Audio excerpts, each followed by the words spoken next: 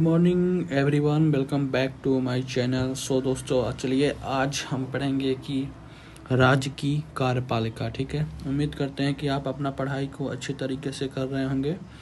और पढ़ने के लिए तो बहुत कुछ है, लेकिन सबसे पहले हम ये देखेंगे कि हमको क्या चीज़ पढ़ना है, क्या चीज़ नहीं पढ़ना है। ठीक है, फालतू बातों को छोड़ना है और जो ज़रूरत वाली चीज़ है उसको हम लोग देखेंगे। ठीक है, तो चलिए अपनी पढ़ाई को शुरुआत करते हैं। तो बात करते हैं कि राज्य का राज्यपाल के बारे में हम बात करेंगे आज। ठीक है, राज्य का राज्यपाल। ठीक है, तो राज्य का संवैधानिक प्रमुख, ठीक है, राज्य का राज्यपाल होता है। राज्य का राज्यपाल जो क्या होता है, राज्य का संवैधानिक प्रमुख कौन होता है, राज्य का राज्यपाल होता है। यह राज्य की कार्यपालिका का नाम मात्र का अध्यक्ष है। राज्य की कार्यपालिका का क्या है, नाम मात्र का अध्यक्ष होता है। ठीक है, संविधान का अनुच्छेद 153 से 167 राज्य के राज्यपाल से संबंधित है। राज्य के राज्यपाल से संबंधित है। ठीक है, राज्यपाल की नियुक्ति भारत का राष्ट्रपति करता है। राज्यपाल की नियुक्ति कौन करता है, वो भारत का राष्ट्रपति करता है। ठीक है, राज्यपाल नियुक्त होने के लिए किसी व्यक्ति में क्या क्या शर्तें होनी चाहिए, या निम्नलिखित योग्यताएं होनी चाहिए। कौन कौन सी योग्यताएं होनी चाहिए राज्य के राज्यपाल को बनने के लिए। ठीक है, सबसे पहले वे भारत का नागरिक होना चाहिए। सबसे पहले क्या, वे भारत का नागरिक होना चाहिए। उसने 35 वर्ष, किसने 35 वर्ष की आयु पूरी कर लेनी होनी चाहिए। 35 वर्ष की आयु पूरी कर लेनी होनी चाहिए। वे किसी लाभ के पद पर नहीं होनी चाहिए, यानी कि वे किसी सरकारी अफसर नहीं होना चाहिए, सरकारी कामकाज नहीं करना चाहिए जिसे उसको कुछ इनकम आता हो। ठीक है, वे किसी लाभ के पद पर नहीं होनी चाहिए। राज्यपाल का कार्यकाल सामान्यतः 5 वर्षों का होता है। सामान्यतः कितना, 5 वर्षों का होता है। किंतु भारत का राष्ट्रपति इसे किसी भी समय इसके पद से हटा सकता है। किंतु भारत का राष्ट्रपति इसे किसी भी समय इसे पद से हटा सकता है। अर्थात यह राष्ट्रपति के प्रशांत पर्यंत अपने पद पर बना रहता है। प्रशांत पर्यंत मैंने आपको बताया है, यानी कि राष्ट्रपति जब तक खुश है, जब तक चाहे तब तक बना रह सकता है, जब चाहे हटा सकता है राष्ट्रपति। यदि वह कार्यकाल के दौरान ही त्याग पत्र देना चाहे तो राष्ट्रपति को संबोधित करते हुए दे सकता है।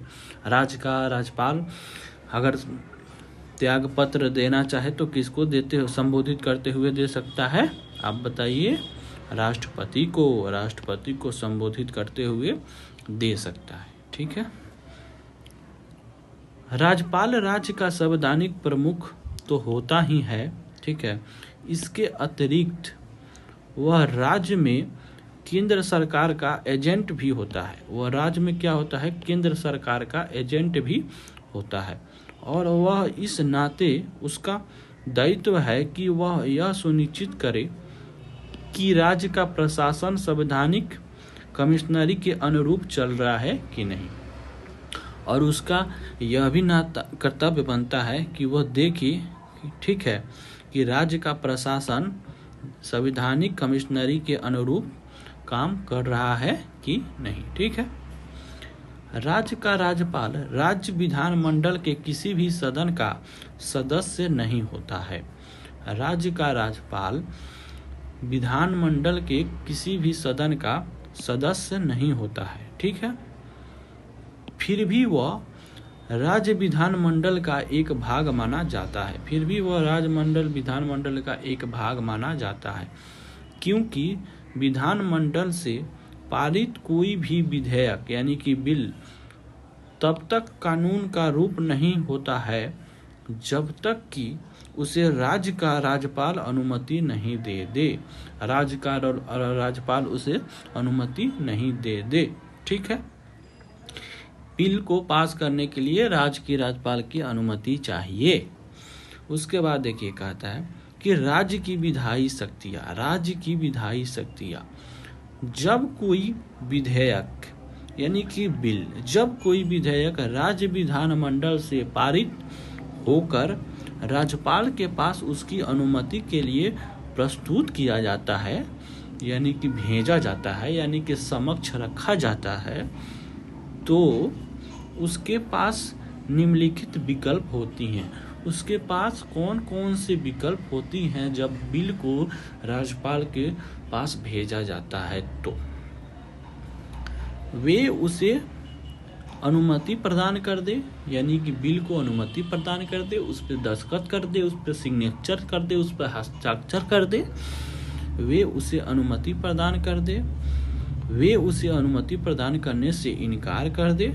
ठीक है, क्या क्या उसके पास शक्तियां हैं, ये चीज हम देख रहे हैं। वे उसे एक बार पुनः विचार के लिए राज्य विधानमंडल के पास भेज दे। यदि राज्य विधानमंडल इसे फिर से राज्यपाल के पास भेजता है तो राज्यपाल इस पर हस्ताक्षर करने के लिए बाध्य है। मतलब उसे हस्ताक्षर करना ही होगा, वो मना नहीं कर सकता अगर राज्य विधानमंडल फिर से पुनर्विचार करके उसको भेज देता है तब। ठीक है, यदि राज्यपाल को यह महसूस होता है, उसे महसूस भी होता है, वो इंसान है, समझिए ना, यदि राज्यपाल को यह महसूस होता है कि किसी विधेयक पर उसे निर्णय नहीं लेना है, बल्कि वह इतना महत्वपूर्ण विषय है जिस पर भारत के राष्ट्रपति को निर्णय लेना चाहिए, अगर उसको ऐसा फील होता है, महसूस होता है, तो वह उस विधेयक को भारत के राष्ट्रपति के निर्णय के लिए आरक्षित रख सकता है, और ऐसा करना राज्यपाल का विवेक अधिकार है। तो उस विधेयक को क्या कर सकता है, वो आरक्षित रख सकता है। ठीक है, वे राज्य विधानमंडल के सत्रों को आहूत करने की और सत्रावसान करने की घोषणा कर सकता है। विधानमंडल को यानी कि कब बुलाई जाएंगी, और उनके विधायकों को वो बुलाने की अनुमति भी दे सकता है, और सत्रावसान यानी कि विधानसभा की बैठक कब होगी इसकी घोषणा भी कर सकता है। ठीक है, वे राज्य विधानसभा को भंग कर सकता है। वाह, क्या पावर है भाई उसके पास, वे राज्य विधानसभा को भंग कर सकता है। ठीक है, उसके कार्यकाल समाप्त होने के पश्चात अथवा पूर्व। वाह रे वाह, भंग कर देगा, उसका कार्यकाल समाप्त हो जाएगा तब भी और उसके पूर्व भी।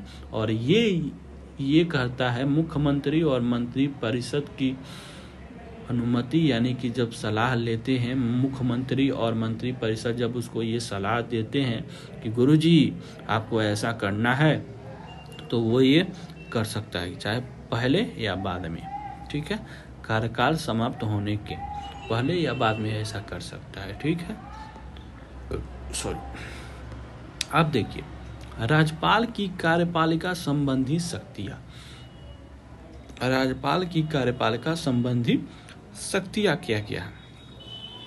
वे मुख्यमंत्री की नियुक्ति करता है। कौन? राज्य का राज्यपाल। और फिर मुख्यमंत्री की सिफारिश पर राज्य मंत्री परिषद के अन्य सदस्यों की नियुक्ति करता है। और मुख्यमंत्री सिफारिश करेंगे कि गुरुजी, राज्यपाल जी, भाई बाप, आप क्या कीजिए कि ये इन लोगों को मैंने चुना है, कृपया इन्हें राज्य मंत्री परिषद में शामिल कीजिए। ठीक है, तो वो क्या करेगा कि वो राज्य मंत्री परिषद के अन्य सदस्यों की नियुक्ति करेगा मुख्यमंत्री जी के सिफारिश पर। ठीक है, इसके अतिरिक्त राज्य का राज्यपाल राज्य में निम्नलिखित नियुक्तियां भी करता है। मुख्यमंत्री और मुख्यमंत्री राज्य मंत्री परिषद का नियुक्ति करता ही है, उसके अलावा भी क्या करता है और नियुक्ति करता है। बाहरी अधिकार, वाह। राज्य के महाधिवक्ता की नियुक्ति करता है। राज्य चुनाव आयुक्त की नियुक्ति करता है। राज्य वित्त आयोग की नियुक्ति करता है। राज्य लोक सेवा आयोग के अध्यक्ष और सदस्यों की नियुक्ति करता है। राज्य के विश्वविद्यालयों के उपकुलपतियों की नियुक्ति करता है। उपकुलपतियों आप जानते हैं जी किसे कहते हैं? नहीं जानते हैं तो मुझे कमेंट बॉक्स में बताइए। ठीक है। राज्य सूचना आयुक्त की नियुक्ति करता है। राज्य सूचना आयुक्त की नियुक्ति करता है। ठीक है। अब देखिए कहता है क्या कि छत्तीसगढ़, झारखंड, मध्य प्रदेश और उड़ीसा के राज्यपालों के पास यह शक्ति है कि वे एक जनजाति मामलों के मंत्री की नियुक्ति राज्य में कर सकते हैं।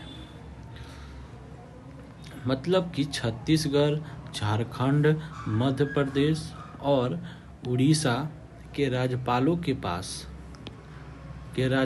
पास मतलब यहाँ के राज्यपालों के पास यह शक्ति होती है कि वे एक जनजाति मामलों के मंत्री की नियुक्ति राज्य में कर सके। ठीक है।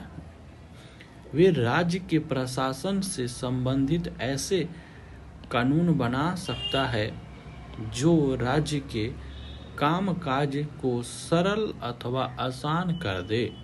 वे राज्य के प्रशासन से संबंधित ऐसे कानून बना सकता है जो राज्य के कामकाज को सरल अथवा आसान कर दे।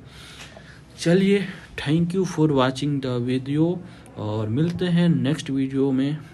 अगर ये चीज़ जो मैं आपको पढ़ा रहा हूँ, अगर इसका आपको PDF चाहिए, कहने का मतलब है कि अगर आप लिख नहीं पा रहे हैं, टाइम ज़्यादा लग रहा है, तो कृपया आप मुझे मैसेज कीजिए कि आप मुझे इसका PDF दे दीजिए। तो मैं क्या करूँगा, इसका PDF आपको दे दूँगा ताकि आप आसानी से अपनी चीज़ों को पढ़ पाएँ और समझ पाएँ। और उम्मीद करता है कि आपका पढ़ाई बढ़िया से चल रहा होगा। नहीं चल रहा होगा तो पढ़ने का कोशिश कीजिए, डेली कुछ समय निकाल कर पढ़ाई कीजिए। तो फिर से मिलते हैं आपको नेक्स्ट टॉपिक में। Thank you for watching the video.